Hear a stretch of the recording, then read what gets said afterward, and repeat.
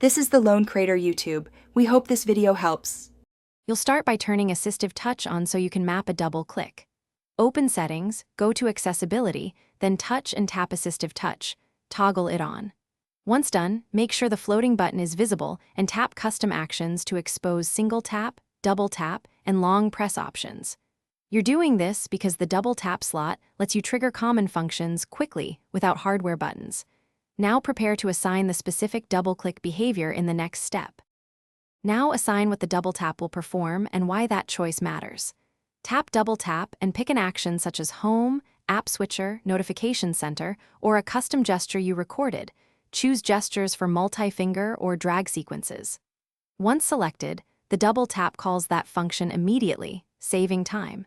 Make sure the Assistive Touch menu contains any extras you still want accessible manually. If you need hardware integration, add accessibility shortcut, finish by testing and fine-tuning.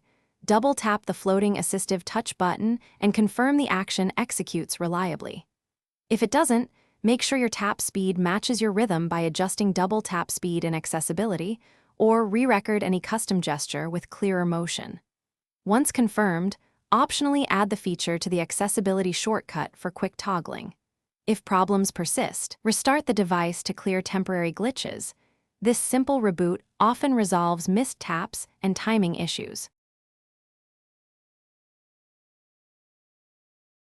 Thanks for watching. Consider subscribing if we helped you.